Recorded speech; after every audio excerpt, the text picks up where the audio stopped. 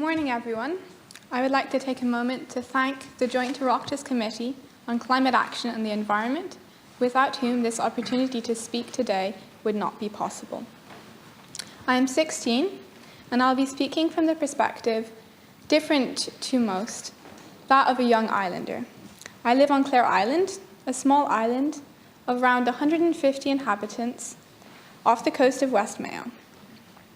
As islanders, we all have an acute awareness of the weather.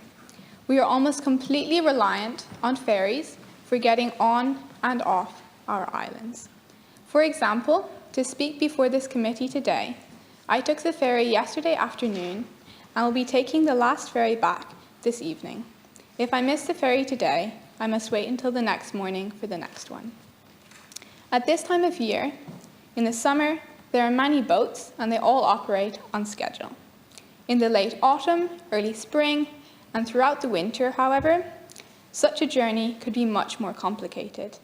Islanders intending to travel anxiously pore over weather charts, and for important appointments, going to the mainland the day before is the best course of action. Atlantic storms are simply part of life on the Atlantic coast, but the storms are becoming more frequent and intense, as noted by older island residents. Clare Island, along with Oireachtas, is one of the few islands that doesn't have a safe all-weather pier, and I've seen weeks pass without a single ferry running on time to the scheduled pier. Everything and everyone that leaves or enters the island has to do so by boat, with the exception of medical emergencies. When boats are disrupted, our entire lives can be disrupted. It is important to note that the problems facing small islands now will not remain confined to small islands. Ireland is, after all, an island, and a rather small one. Small islands, such as Clare Island, are but microcosms in the macrocosm that is Ireland. As a nation, we too must import everything that we do not produce ourselves. The emissions from flying in produce are not compatible with the carbon-neutral economy Ireland intends to become. Shipping by sea is also fuel-heavy. Food security has become an increasingly pressing concern recently. When and if supply chains are disrupted, Ireland, as an island, will be extremely vulnerable. Efforts must be made to support and encourage local production to maximize self-sufficiency. We are dependent on fossil fuels, the very thing that is fueling this crisis. To my knowledge, all island ferries in Ireland use fossil fuels in their engines. Alternatives, such as electricity and hydrogen, are currently being piloted in Denmark and Scotland, respectively. Ferries will always be required, as the islands are accessible only by sea and by air. If these alternatives prove viable, investment would be needed to support ferry operators to make the switch away from diesel and towards alternatives. And intense weather does not just pose a problem to boats nor islanders.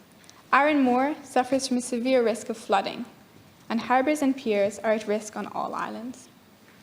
40% of Irish people reside within 5 kilometres of the coast, and thus are extremely vulnerable to rising sea levels. Over 23,000 properties are at risk in the next 30 years in Dublin alone. Furthermore, the sea is rising faster than predicted, with double the global average sea level rise observed in Dublin and Cork. While mountainous islands may fare better in weathering the rising sea levels, the existing infrastructure of piers and harbours will not.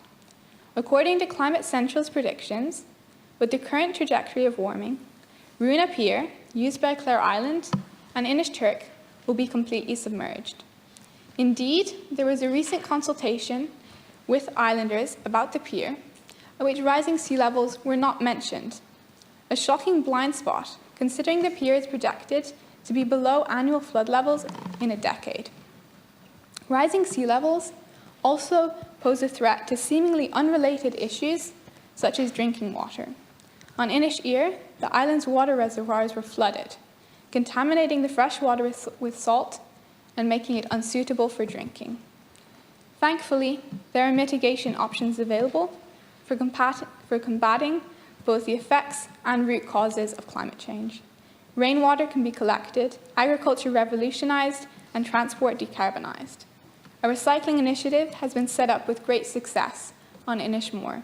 No glass leaves the island as it is processed and recycled, providing local employment and cutting carbon emissions. Furthermore, islands and all of Ireland have the opportunity to provide ample energy in the form of wind, waiting to be harnessed as renewable energy. Food waste can be composted or used as biofuel to provide energy as it decomposes. Community-led projects and initiatives are proving successful all over the world. The solutions to decarbonize our economy exist. All that is required is the political will and hard work of making it happen. And this change is not happening fast enough. In a recent article in the Irish Times, the EPA detailed that we are not on track as a nation to meet our 2030 commitments for climate action. This is not good enough. Rapid decarbonisation is essential. The consequences of inaction are far-reaching and dire. Not just in Ireland, but all over the world.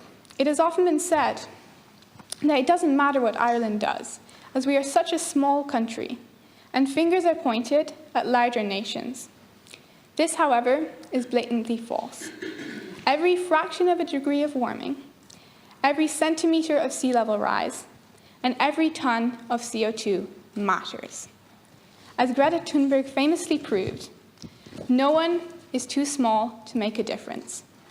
Ireland can and must lead by example and take our place as a climate leader, not a climate laggard. Thank you.